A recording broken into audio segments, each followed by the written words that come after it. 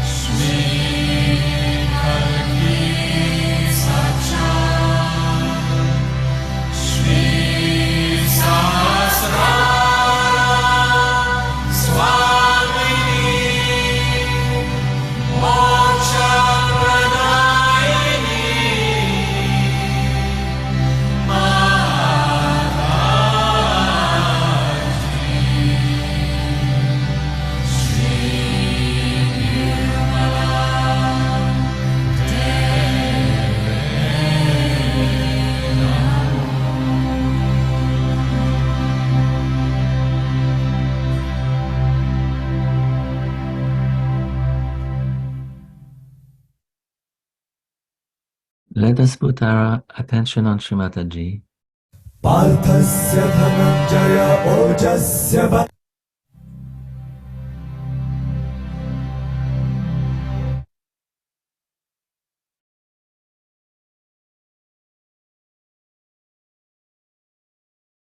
And on Shri Ganesha.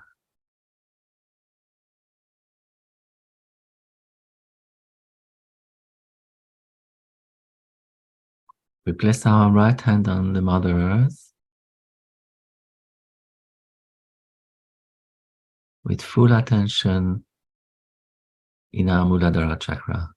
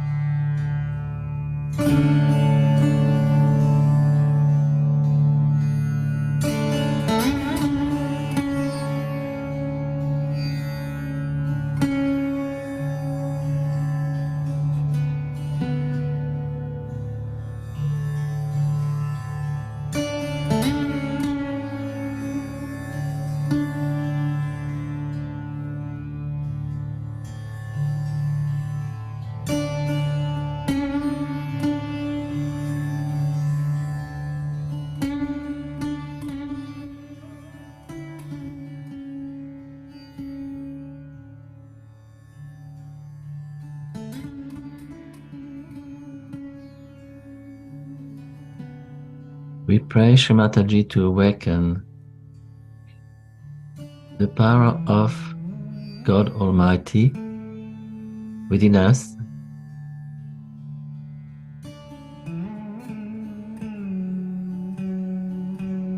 in the power of innocence. Shri Ganesha Gauri Mata. Om Tvameva Sakshat Shri Ganesha Gauri Mata Sakshat Shri Adi Shakti Mataji Shri Nirmala Devi Namo Namaha.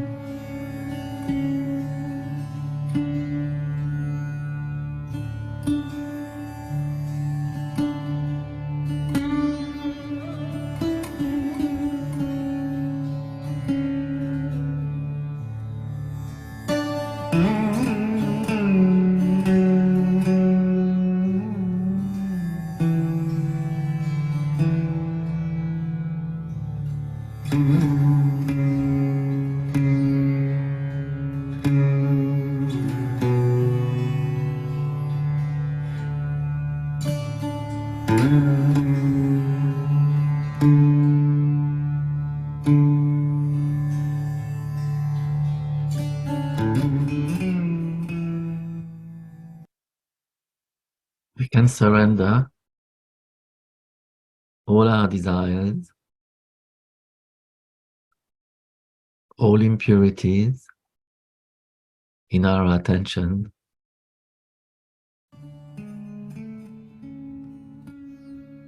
all our past,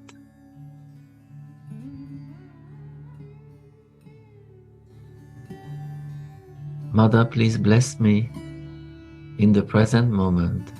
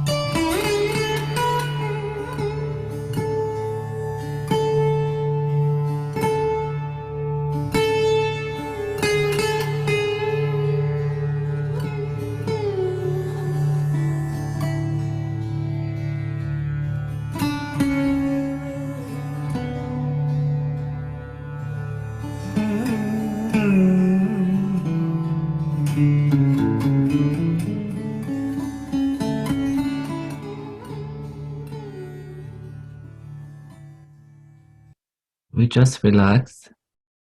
We don't put any effort. We just witness our chakras without thinking.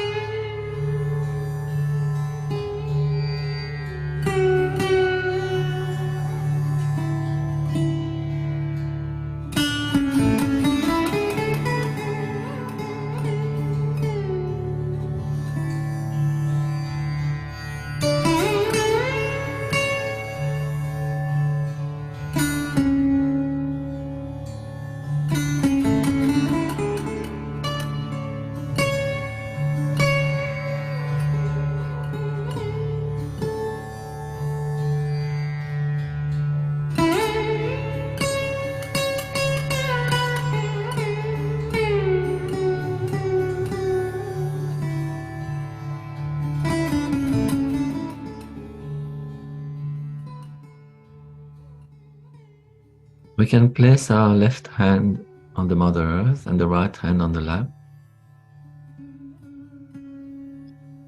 and say 4 times the mantra Om Gana Ganapataye. Om Gana Ganapataye.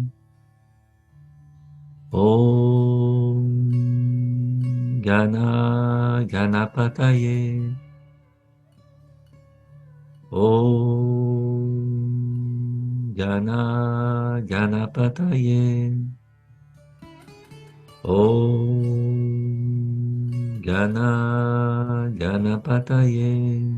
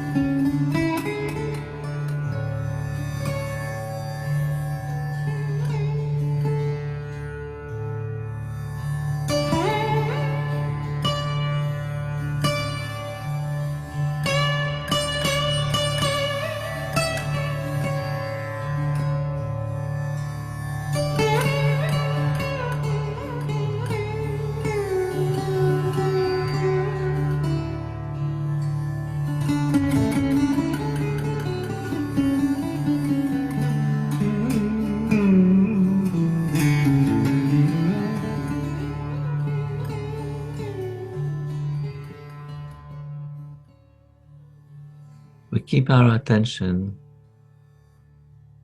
in silence above Sahasrara, and we can take the mantra to Sri Kartikeya. Om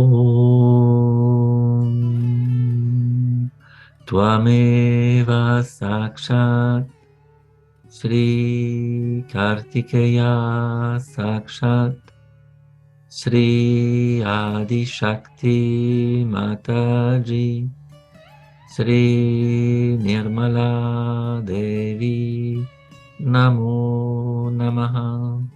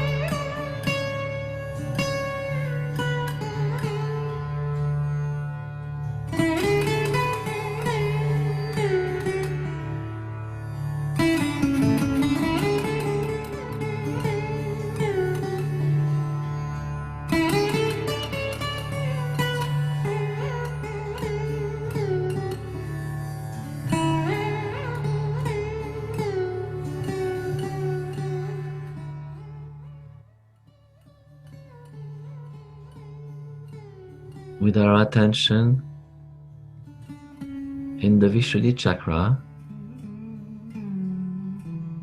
as a witness, we can take the mantra Shri Mahakali, Bhadra Kali, Rudra Kali, Kali Sakshat. Om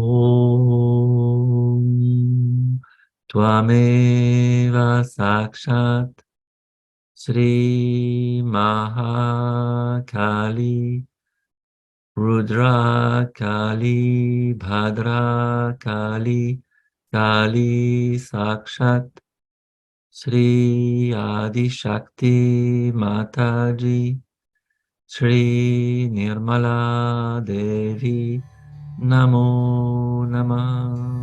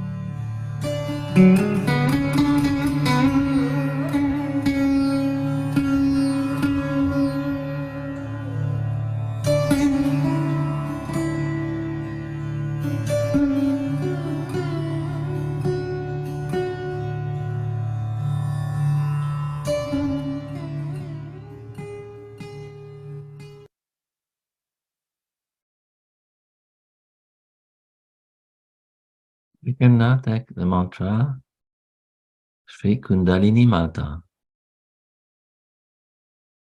in complete surrender. Om Tvameva Sakshat Shri Kundalini Mata Sakshat Shri Adi Shakti Mataji Shri Nirmala Devi Namo Namaha.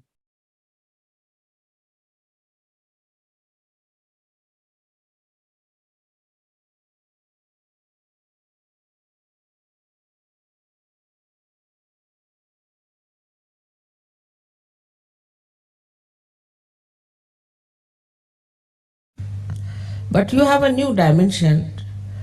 You have to use your powers for the benevolence of the people.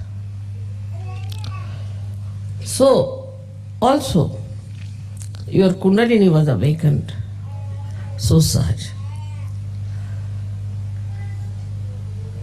It is because of the love and compassion of your mother.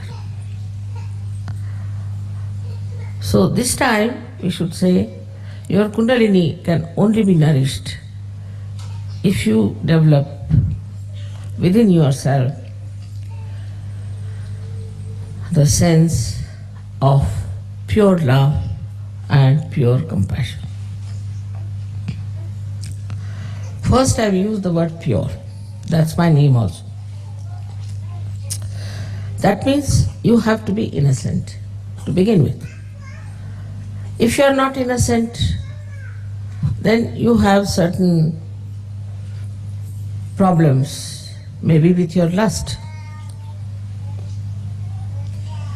Maybe your love might be directed towards some person only. Kundalini is not like that. She rises, she goes to all the chakras, she doesn't get involved into any, she tries to cure every chakra, nourish that chakra, and she is only worried about her ascent. In the same way, a Sahajogi should not get involved into any relationship as such. It's possible. You don't have to become like Buddha's disciples. For example, as I have always told you, the sap in the tree rises and goes to various parts of the tree and then evaporates or comes back. So this passage should be kept open.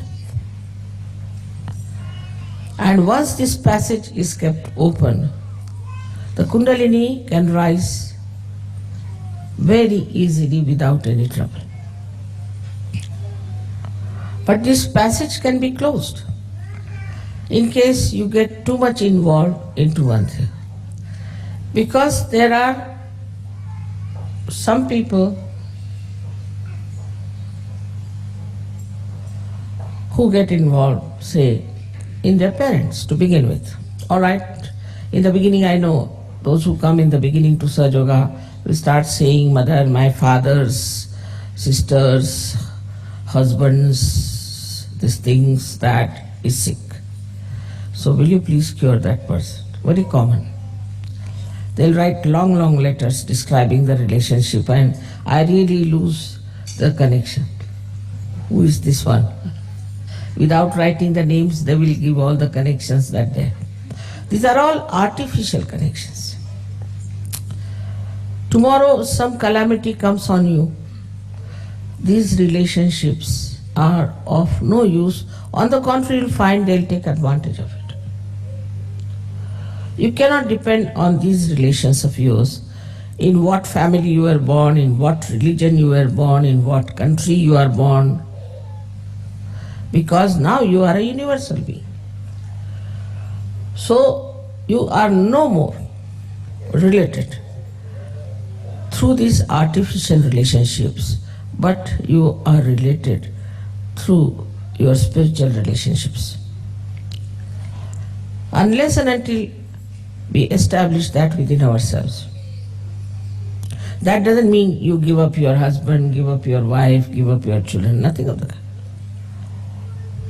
But that means that if you have to give up our conditionings, we have to give up all these things. There are all kinds of conditionings we have. If there are some good conditionings, still we should give up. In the sense, they should not be conditionings, but we should be master of them. For example, Indians have one good conditioning in a way in their own country, that they must have their bath early in the morning. I used to do the same. Then England is horrible for that. It takes its respite. If you do that in England, it's a cursed country. You just can't do that. You have to take your bath in the night, otherwise give up bathing. And one has to change. But if you have that conditioning, then you will feel very sad. Oh, I missed my bath. I can't sleep now. I can't feel all right. I am not normal.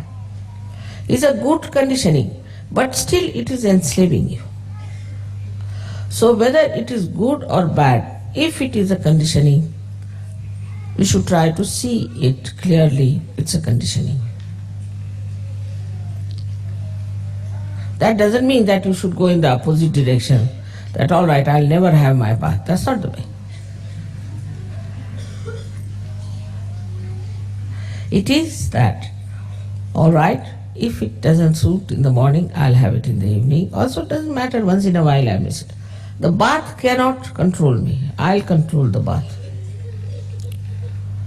Nothing should control you. Then the Kundalini moves first, because you must have complete liberty. If you do not have complete liberty, then the Kundalini won't move.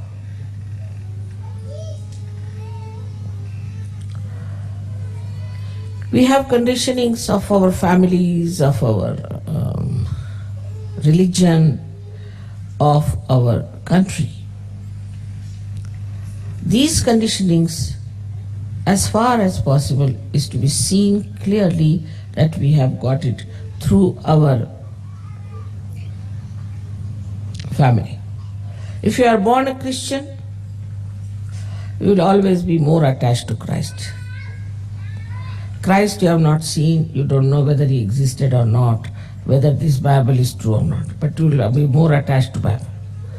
Now, if you are a Hindu, you will be more attached to Gita or to Vedas or something. This creates imbalance, because we must have the same attitude towards all the religions, towards all the scriptures. That's the sign of a saint. So this conditioning has to go. In what country you are born is another conditioning which has to be fought out. Very important it is. I don't want to discuss the conditionings of different countries, but you know very well. After realization, when you rise higher than your society which is surrounding you, you start understanding and you start describing. I have come to know about the stupidity of all these countries through the people who belong to that country. For example, a Frenchman will say, Mother, this is typical French mind. He is a French, otherwise born. Or a Hindu will say, Mother, this is typically a Hindu man. He will do like this. So then you understand that you are not typifying that country. You are a universal being and you are living like a universal being. Once you become the universal being, then also you realize that the skin deep complexion makes no difference in the world. So then you don't start hating somebody who is darker than you or who is fairer than you. Both ways it works. It's not only the people who are fair hate the darker ones, but darkers also hate equally. And mutually they believe that they are all absolutely wrong. If you ask a fanatic about another religion, he'll say that's the worst religion, his is the best. And you ask another fanatic, he will say his is the best, the rest of it is the worst. That means all of them are the worst, in a general opinion. Everybody seems to be the worst. All the fanatics are the worst. If you take a general consensus, you see. Nobody will say that, all right, my religion is all right and at least one another is all right. Nobody. If you ask an Englishman, he'll say, Mother, this is typically English. You can't help it. They get so angry. I've seen the English getting angry with the other English for misbehaving or doing something towards me. But I don't, because they're blind. So here, the compassion should come within you as a universal being, that by God's grace you have risen higher. In the real sense of the word, it is not just you are certified, you are realized souls. No. You are realized souls, no doubt. You are. Sakshat. So, then as it is now, you are absolutely certified by God that you are realized souls. Naturally, you must change everything. No use typifying yourself, identifying yourself with something that is now you have given up. For example, from the egg now you have become the birds. Now birds don't identify themselves with the eggs and settle down in one place. They fly. Now they have become birds. There are no more eggs. In the same way, we should accept our position. We should accept ourselves as realized souls with self-esteem and understanding as to what is our purpose of life now. It is changed completely, entirely. Once you understand the purpose of your life innately, not outside because I am saying or it's a mental process, but inside you feel responsible. You have got realization to spread it all over the world and to emancipate the whole world. Once you realize this point, then automatically you take up responsibilities and the Kundalini will rise. I know of many people who said, Mother, we cannot speak, we have a stage fright or that. You just stand up. That's all. And they started giving lectures, I had to stop them. There are many who said that we cannot write any poems, Mother, we are no good, we cannot sing. I know of a girl who used to sing so horribly bad that people had to tell her that because she would always go out of tune and very loudly she would sing. Then they had to tell her, now you better keep at the back and don't sing now anymore. Now she's the one who is sort of leading the group. So all these beautiful things start manifesting, which you should accept that they have come to you. And give up all that you call as fear. All kinds of fear we have. These are all left-sided things, as you have seen yesterday, left-sided man, what he should do. But what a left-sided man has to know, that he is now an enlightened soul. And no one can touch him, leave alone destroy. No saint will be destroyed. Those who will try to destroy you will in a very interesting manner will be finished. Not destroyed, but very interesting manner, very jocular manner. You laugh at that and you will enjoy the way things are working out. Like there's a saying in Sanskrit, Vinashakale viparita buddhi. Means their destruction will start by their own stupid methods. They'll become stupid. And at every stage you will say they are becoming stupid. And by that stupidity they are destroying themselves. You don't have to worry about that part. So that's why you don't need any destructive powers. It will all be done by this all-pervading divine power. So that part you have to give up. You just forgive that person. As soon as you forgive, the responsibility from you shifts. And then Kundalini rises. You don't have to carry any malice, anything against him, but just laugh. Because they are blind. Because they are stupid. They are foolish. What do we do if you see an idiot? We may not laugh in his presence, but we do, isn't it? At his back. Because he's an idiot. So they become idiotic. And you see them becoming idiotic and then you just start. You see, that's the humor of Sahaja Yoga. You have to have some humor also, isn't it? And then you start seeing these jokers, you see, behaving in that manner. And the whole circus they do is nothing but jocular. So there's nothing to have any fear from any human being. Same about organizations or anything. Naturally, you have to know one thing, that as you are realized souls, you have seen the truth, you are in the light. So they are going to oppose you, they are going to oppose you. They did this, isn't it, to others? Everybody suffered so much. But now no more sufferings to you.